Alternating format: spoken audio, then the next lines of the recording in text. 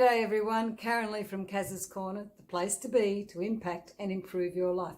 And welcome to another episode of The Crippled Finger Cook. It's been eons since I actually did one of these, and it's for very good reasons. I've had many other things that I've been doing which have enveloped me, and one of them is being a nana to my beautiful granddaughter Isabella. Anyway, I digress. So tonight I thought I'd do a live video broadcast for you and add in something that I had previously recorded. Now, the best way to learn how to do live videos is to dive in. Just do it. You can't learn unless you try. You'll never get it perfect. It's live. Things go wrong when you do things live, and there's not much you can do about it apart from just keep on going. So tonight what I'm going to show you is a roasted spatchcock with roasted vegetables, and the veggies are sweet potato and zucchinis that I've used. Now, my beautiful girlfriend Susie comes over once a week and she chops up these wonderful veggies for me, pops them in bags, and makes it really simple for me to be able to cook. And I've got a little spatchcock. It looks huge, but I guarantee you it's tiny. And I thought, well, probably best to put something next to it so you could actually see the size difference. So here's a cup of tea that I had going, and you can see how little is that.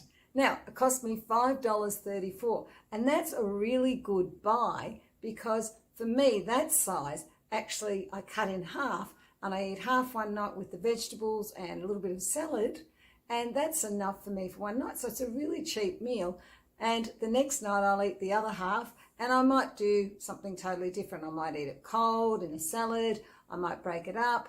Or what I actually ended up doing was eating it just half, and I added the vegetables again and a bunch of salad and some nice crusty bread. So it does allow you to do numerous things with it, and you'll see what I mean as we progress further with this. So then I took my little baby chicken, I suppose you could say. It's not, it's a spatchcock, and I used a nice heavy pan. And that's one of those really Le Creuset pans. And then I put some olive oil in the bottom of the pan. Now, quite often I will brown the chicken if it's big enough over the stove. This was such a little one that I thought, oh, look, I'll just throw everything in and I'll just quickly brown it because I thought it might overcook. If you've got a larger one, you can brown it. You don't have to. You can just whack it all in the oven all in one go. I mean, these are really easy to do meals, and someone like me with issues with hands can cook this, so that means that many people can try this, and it's a really simple and delicious recipe. So getting back, I added olive oil to it, and then for me it's easier to pick the chicken up, pop it in the pan, and then rub it all around in the pan and roll it around and squeeze it through all of its little crevices. Now you could stuff a lemon up its backside, or onion, or chopped up onion, or you could actually season it if you wanted to, like a stuffing. I couldn't be bothered doing that. So it's because I decided to do this just ad hoc. I thought, oh, I might do a crippled finger cook while I'm cooking this. So then I salted it a little bit more over the top, so, with the lovely olive oil on top of it. And I used a garlic olive oil, and it makes a big difference. It's really tasty.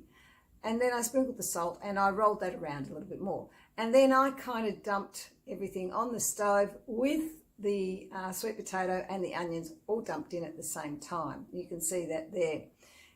And then I just lightly stir-fried it. I probably did that for about, 2 minutes to 5 minutes. It was I didn't want to overcook the chicken because I was popping it in the oven, and I had something that I was doing for about 40 minutes. So I wanted to make sure I didn't overcook it. So then I popped it in the oven, whacked it on 180 degrees, and I took the lid off. Well, I didn't have the lid on in the first place, so I left the lid off because I wanted the roasting to brown down the chicken. So probably for about 30 minutes, I think I had that in there, which is enough time. And then I pulled it out with my gloves because you can burn your hands, and I popped in the zucchini at that stage. And I added a little bit of butter and a pinch more salt. Now you can add whatever you want to that. And you can add a squeeze of lemon as well. It's all dependent upon what the flavour is that you like as opposed to what I like. So then I popped the lid on and I whacked it back in for probably about, I think, 5 to 10 minutes. I took the lid off at the last 5 minutes and I actually turned it up to 200 so I could brown the top of it just a little bit more, and you can see that. Now, when I took it out of the pot, I actually cut it in half, popped it on a plate with enough veggies, and I put a wedge of lemon on the side. Now, what was left, I put in a glass dish and I popped it in the fridge for the next day.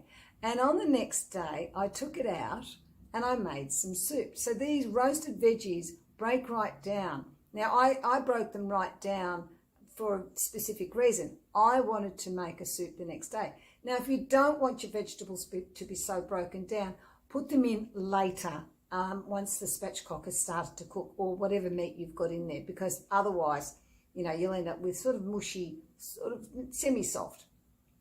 So for the soup, I just added, I think, around about 3 tablespoons to a bowl, and then I added water. Now, you can add milk if you want. You can add cream. You can add whatever liquid you like, almond milk, I don't know, whatever floats your boat, and then just stir it around to moisten it, and then pop it in the microwave for around about 2.5 minutes, and then you'll see that you'll get this wonderful soup.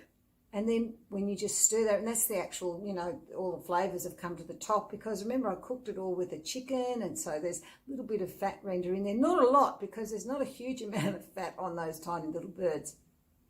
So I added a little bit of salt, a little bit of pepper, stirred it around, and it was delicious.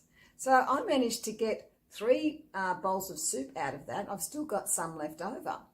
And, that makes a really cheap, nutritious, and a great meal. And it means that you can do, it's all one pot. So I'm right into this one pot meal at the moment. It makes it easier for me. And, if you've got somebody that can chop up your things for you, it opens up the door for anybody who's, got some form of issues with their hands, or if they're just, not quite sure about chopping up anymore, get somebody to chop things up for you, and you can still be creative in the kitchen. I mean, I love to cook, and, the more you do things that you're not sure of, the better you become with them. So for me, doing this live is a little bit nerve-wracking. I mean, I try and do as many lives as possible. You learn from it, you rinse, repeat, review, chuck out what doesn't work, and hopefully tonight this one does work for you. So I'm going to finish off now because I've taken up a fair bit of your time, and I hope to see you again on a more regular basis for the Crippled Finger Cook.